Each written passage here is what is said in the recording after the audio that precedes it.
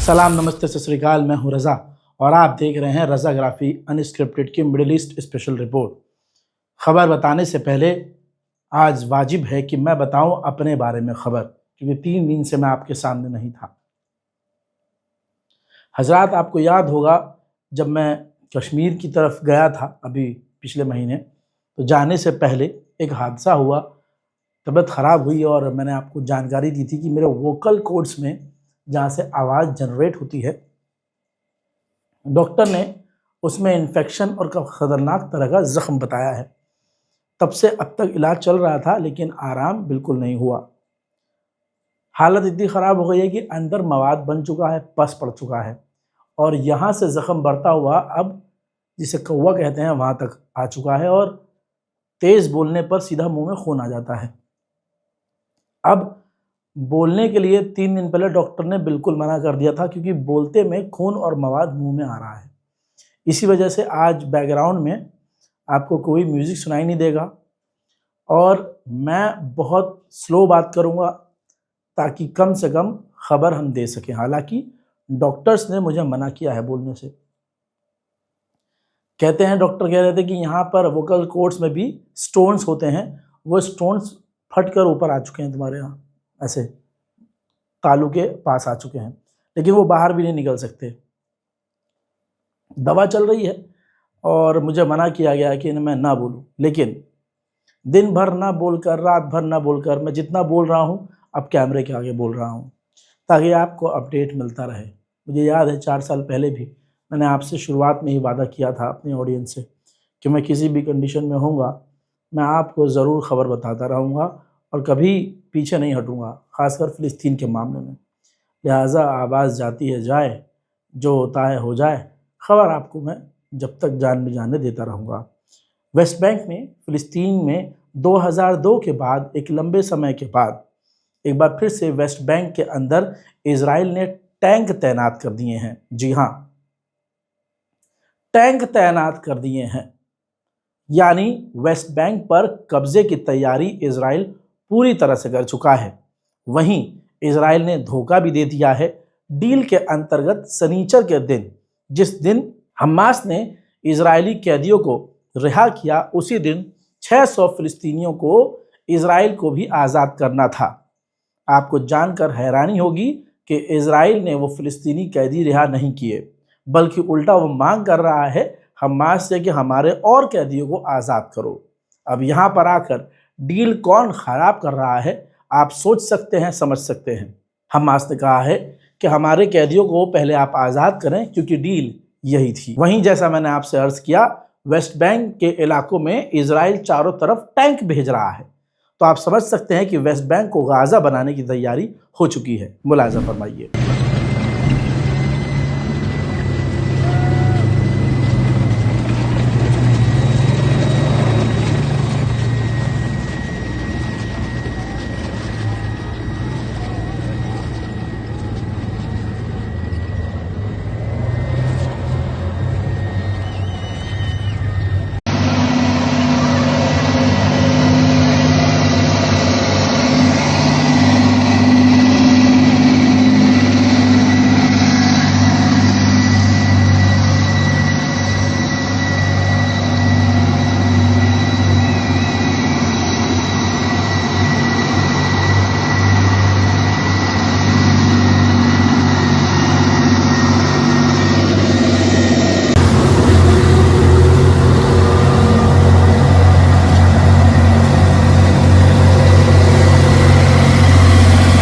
वहीं 1.4 मिलियन लोग 90 देशों से लेबनान पहुंचे। ज़रा इस तस्वीर को देखिए। जैसा हिजबुल्लाह की तरफ से ऐलान किया गया था, ईरान की तरफ से ऐलान किया गया था कि ये ऐसा जनाजा होगा, ये ऐसी नमाज जनाजा होगी कि पूरी दुनिया देखेगी। दोस्तों, 1.4 मिलियन लोग लगभग, टोटल वहाँ की लोकेलिटी को मिलाकर कम से कम 15 से 16 लाख लोग इस नमाज जनाजा में शामिल हुए। पूरा इलाका भरा हुआ हुजूम से खचाखच नज़र आ रहा था। जी हाँ, भले ही इजराइल ने इस इंसान को आतंकी घोषित कर दिया, लेकिन क्या किसी आतंकवादी के इतने फॉलोअर्स हो सकते हैं? सभी को पता है अमेरिका और इजराइल जिसको मार दें, बाद में उसे आतंकी घोषित कर ही देते हैं। बात सबसे बड़ी तो यही है कि अभी इजराइल लेबनान में मौजूद था, लेकिन फिर भी पूरी दुनिया से 90 देशों से लोग पहुँचे उनके जनाजे में। और सबसे बड़ा मामला तब सामने आया जब नीचे लाखों लोग इकट्ठा हैं, नसरुल्लाह का जनाजा मौजूद है, और इजराइल ने उस भीड़ को डराने के लिए उनके जनाजे, उनके भीड़ के ऊपर से अपने फाइटर जेट दौड़ाना शुरू कर दिए। अब आप देखेंगे कि डरने के बजाय, भगदड़ मचने के बजाय, इधर उधर अफरा तफरी मचने के बजाय हुआ कुछ उल्टा कि इजराइल के खिलाफ ही नीचे नारे लगना तेज हो गए, जिसके बाद इजराइल के फाइटर जेट वापस पलट के ना आए।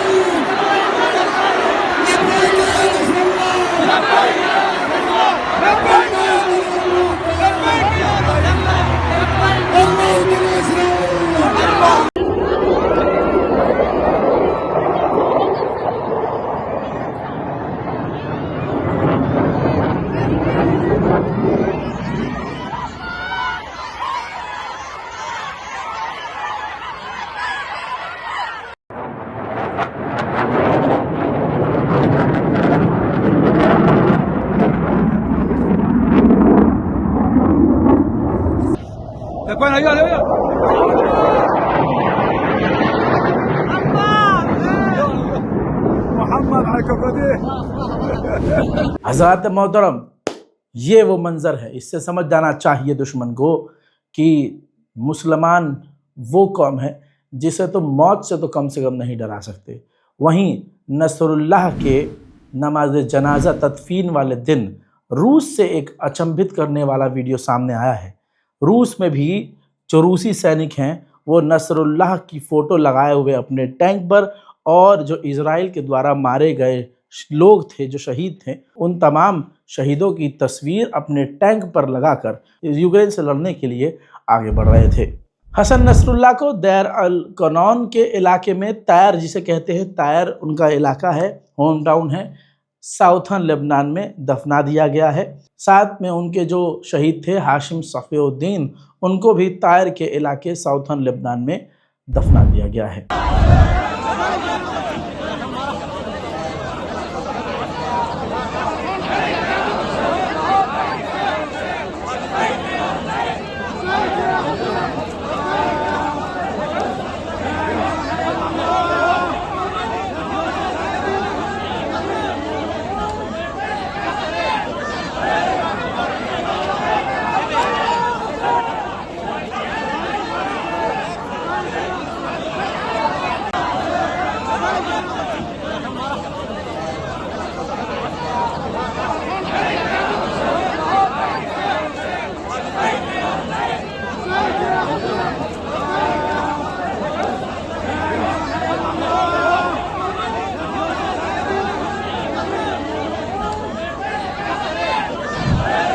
लेबनान में इजराइल जिन जिन इलाकों से बाहर निकला है, उन इलाकों में इजराइल ने कुछ भी रहने लायक नहीं छोड़ा है।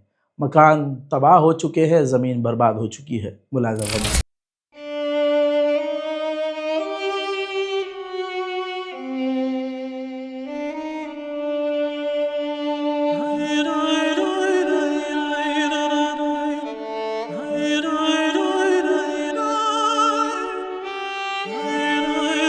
आज़ाद ये एक फ़िलिस्तीनी शख्स हैं, मूसा बहानिया, इजराइल की जेल में ये मौजूद थे। इजराइल ने इनको टॉर्चर इतना किया कि ये मारे गए हैं जेल में। वेस्ट बैंक में टैंक तैनात हैं, वो मैंने दिखा दिया है। अब इसके बाद जानकारी आती है कि इजराइल की गवर्नमेंट ने वेस्ट बैंक में 1200 सेटलमेंट, 1200 मकानों को तोड़कर वहाँ पर इजराइलियों के लिए मकान बनाने की अप्रूवल पर साइन कर दिया है, अप्रूवल दे दिया है।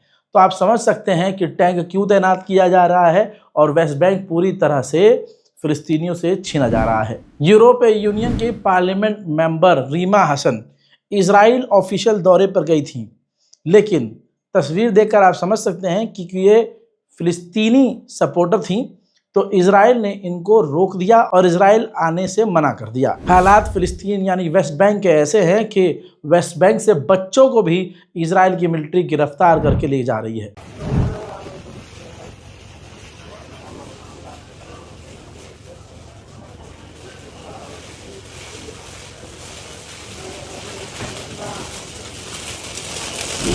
हजरात, एक खबर आती है कि गाज़ा की तरफ से एक रॉकेट लॉन्च हुआ, लेकिन वो लॉन्च फेल हो गया। गाज़ा के अंदर ही वो रॉकेट गिर गया। लेकिन इजराइल ने बोला कि इस फेल हमले के बाद भी हमने गाज़ा के ऊपर हमले किए हैं। ऐसा नहीं है कि इजराइल के सैनिक मारे नहीं गए। इजराइल के सैनिकों के मारे जाने पर उनके फ्यूनरल पर वहाँ एक फंक्शन हुआ इजराइल में, और उस फंक्शन में नेतन्याहू पहुँचे। आसपास के लोग इतने गुस्से में थे कि इधर से ये बयान दे रहा था नेतन्याहू, और दूसरी तरफ से लोग उसे गाली बक रहे थे और कह रहे थे कि तुमने ही मरवाया है हमारे लोगों को, तुम उन्हें बचा सकते थे लेकिन तुमने उन्हें बचाया नहीं।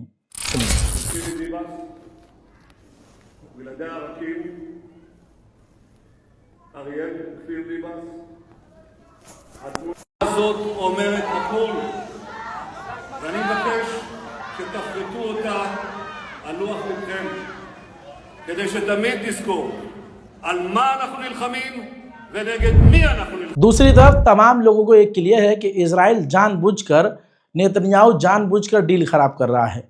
अब देखिए, नेतन्याहू ने धमकी दी है, हमास से कहा है कि अगर तुमने हमारे सारे कैदियों को आज़ाद नहीं किया तो हमारे पास प्लान मौजूद है जिस पर हम काम करेंगे। और वो प्लान दोस्तों ये है कि वो दोबारा से गाज़ा पर हमले करना शुरू कर देगा और जंग दोबारा शुरू हो जाएगी। यही डोनाल्ड ट्रंप भी चाहता है। ये जो फर्स्ट डील है ये 1 मार्च तक की है। अगर 1 मार्च तक डील हो गई कंप्लीट तो अगली डील की बात होगी। लेकिन जिस तरह से नेतन्याहू कर रहे हैं, ये डील 1 मार्च तक पूरी नहीं होगी और डील पूरी तरह से ख़त्म हो जाएगी, यानी सीज़ फायर टूट जाएगा और ये जंग दोबारा से शुरू हो जाएगी। इजराइल ने रमज़ान के अंदर भी, रमज़ान के दौरान भी फ़िलिस्तीनियों को अब बैतुल मुक़द्दस में जाने से रोक दिया है। इजराइल ने कहा है कि हम सिर्फ 10,000 फ़िलिस्तीनियों को, वो भी एज देखकर, जिनकी एज इतनी ज़्यादा होगी, जो वो सीनियर सिटीज़न से ऊपर ही आएंगे, ऐसे कमज़ोर और बुज़ुर्ग लोगों को ही, जिनकी उम्र 70 साल से ऊपर होगी, उन्हीं को फ़िलिस्तीन के बैतुल मुक़द्दस में जाने देगा। लेकिन ये भी श्योर नहीं है। जैसा मैंने आपको पहले भी बता दिया था, कई दिन पहले भी अपडेट दिया था कि ये जो इजराइल और हमास की डील हुई है, इसे डोनाल्ड ट्रंप पसंद नहीं करता। अब जो नेतन्याहू अपने कैदी लेकर फिलिस्तीनियों को रिहा नहीं कर रहा है और डील खराब कर रहा है, इसको डोनाल्ड ट्रंप सपोर्ट कर रहा है। यानी अमेरिका खुद चाह रहा है कि सीज़ फायर टूट जाए। इजराइल के पार्लियामेंट के स्पीकर, दोस्तों दुनिया बड़ा अनजान बनती है। फिल्मों के अंदर दिखाया जाता है कि कुत्ते से भी प्यार करो, और कुत्ते को तकलीफ हो तो इनका सीना फट जाता है अंग्रेज़ों का। लेकिन दुनिया ये नहीं देख रही है कि इस दुनिया में हैवानियत नाम की अगर कोई मिसाल है तो वो इजराइल है। इजराइल के पार्लियामेंट स्पीकर, ये देखिए आपकी स्क्रीन पर, ये कौन है? स्पीकर है निसिम वतूरी। इन्होंने कहा है, बयान दिया है कि जो गाज़ा और फ़िलिस्तीन के लोग हैं वो आउटकास्ट हैं, वो बिल्कुल ही अलग हैं, दुनिया से बिल्कुल अलग हैं। हमें करना, दुनिया को ये करना चाहिए, हमें ये करना चाहिए कि मर्दों और औरतों और बच्चों को अलग कर देना चाहिए, और उनके जितने भी मर्द हैं सबको मार देना चाहिए, इनकी नस्ल को मिटा देना चाहिए। हजरात, ये कौन कह रहा है? इजराइल के पार्लियामेंट स्पीकर कह रहे हैं, ऑन एयर कह रहे हैं, ओपनली कह रहे हैं, पार्लियामेंट में कह रहे हैं। लेकिन मजाल है कोई हॉलीवुड, कोई बॉलीवुड, कोई सुपरस्टार इस पर उंगली उठाए। कमाल यह है कि अरब देश भी खामोश है। उधर इजराइल ने वेस्ट बैंक में फिलिस्तीनियों के घरों में आग भी लगाई है।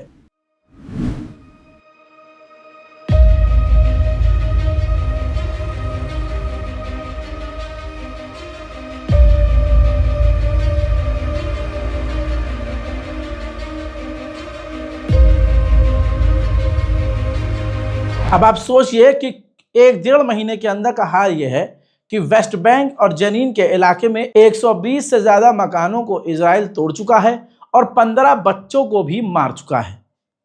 दुनिया देख रही है। आप भी देखते रहिए। हजरात, गाजा के अंदर लगातार इजराइल सीज फायर तोड़ रहा है। 300, स्क्रीन पर देखिए, 350 बार सीज फायर का उल्लंघन कर चुका है इजराइल।